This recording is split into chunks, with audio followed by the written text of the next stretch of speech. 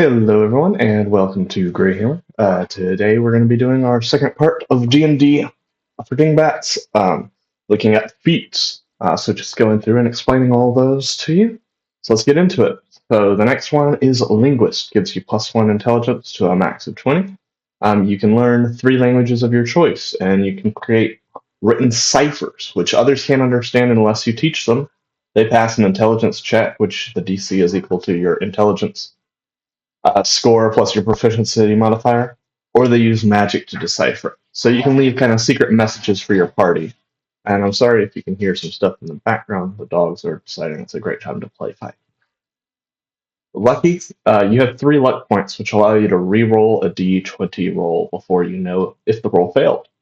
You can also cause an enemy to roll 2 dice when they roll an attack. So you can do this to cause an enemy to roll 2 dice when they roll an attack dice, and you choose which result they take. So you can either cause yourself to have a higher chance of success or cause an enemy a lower chance. And then you regain charges after a long rest. So that's a really good feat. Really, really, really good. Mage Slayer, when a creature within 5 feet of you casts a spell, you can use a reaction to make a melee weapon attack. If you damage a creature concentrating on a spell, they have disadvantage on concentration saving throws.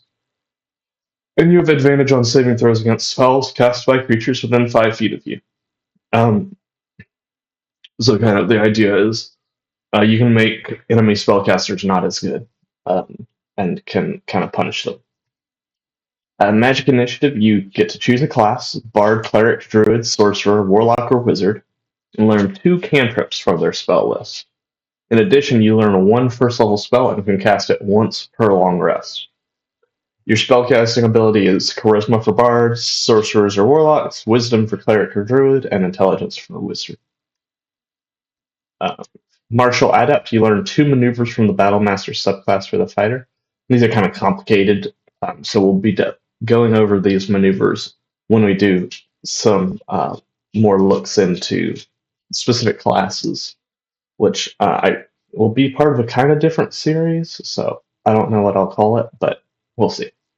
The DC for it is equal to 8 plus your proficiency modifier plus either your strength or dexterity modifier. You gain a superiority dice, which is a d6 and is expended whenever you use your maneuver, and you regain the dice on a rest, short or long. But basically, they give you powerful combat abilities. Medium armor weapon or master requires medium armor proficiency.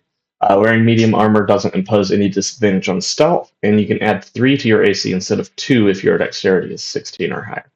So usually medium armor has a cap of 2 extra AC based on dex. It changes the cap to 3. Pretty decent, actually. Mobile, your speed increases by 10 feet. When you use the dash action, difficult terrain doesn't cost you extra movement. When you make a melee attack against a creature, you don't provoke opportunity attacks against you from the creature for the rest of the turn. This is a really good one. It means you're not locked down, you can move around faster. It's just really, really good. Solid. Mounted Combatant, this is very niche. You have advantage on melee attacks against unmounted creatures smaller than your mount. You can cause an attack against your mount to attack you instead, and if your mount must make a dexterity saving throw to take half damage, they take no damage if they succeed and half if they fail. So if you got a horse or any other amount of crazy mount options, you can be better while fighting while mounted. Observant, +1 intelligence or wisdom, max of 20. If you can see a creature's mouth while it's speaking in a language you understand, you can read its lips, and you have a +5 on passive perception and investigation scores. So the scores basically mean when you're not actively looking for stuff, you can see stuff easier. It's pretty neat. Polearm Master, when you make an attack with a glaive, halberd, or quarterstaff, you can use a bonus action to attack with the butt end of it, dealing d4 bludgeoning damage. While wielding those weapons, creatures provoke opportunity attacks when they enter your reach. which is really strong. You can make kind of like a defensive area. Resilient, you choose an ability score and you gain +1 in it, and you gain proficiency in saving throws with the ability you choose to increase. So pretty decent, gives you some extra saving throw proficiencies. Ritual caster, it requires either 13 intelligence or wisdom. You can learn 2 spells with the ritual tags from one of the following classes: Bard, Cleric, Druid, Sorcerer, Warlock, or Wizard. Spellcasting modifier is Charisma for Bard, Sorcerer or Warlock, Wisdom for Cleric and Druid, and Intelligence for Wizard.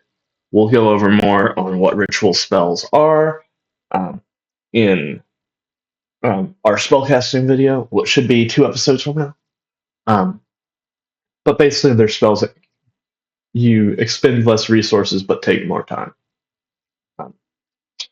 Savage Attacker, once per turn when you roll damage for a melee weapon attack, you can re-roll the damage dice and use either result. So, it can be really useful. Sentinel, when you hit a creature with an opportunity attack, the creature's speed becomes 0 for the rest of the turn. Dog just ran in. Creatures within 5 feet of you provoke opportunity attack even if they disengage. And if a creature within 5 feet attacks a target other than you, you can use your reaction to attack the creature.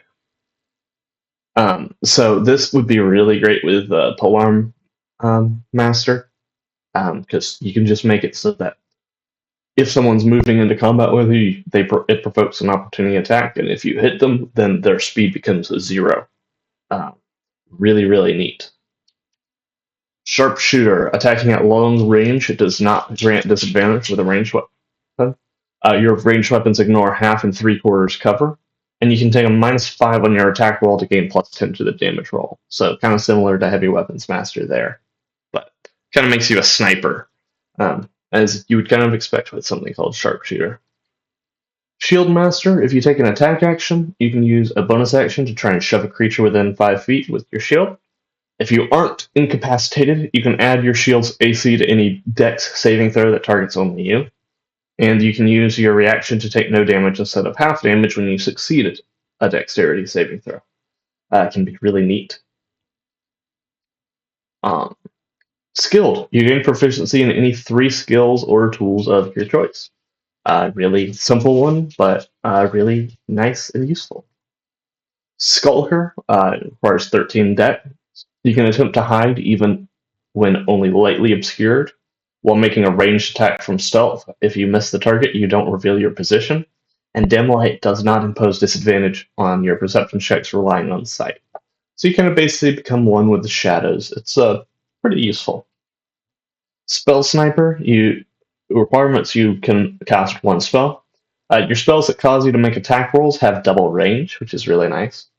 Your ranged spell attacks ignore half cover and 3/4 cover, and you learn a cantrip that requires an attack roll from the Bard, Cleric, Druid, Sorcerer, Warlock, or Wizard spell list. It uses a spellcasting ability of that class. So Spell Sniper basically just makes your ranged spell attacks super strong. Long range. Tavern Brawler, +1 strength or constitution to a max of 20. You're proficient with improvised weapons and unarmed strikes. Your unarmed strikes deal 1d4 damage.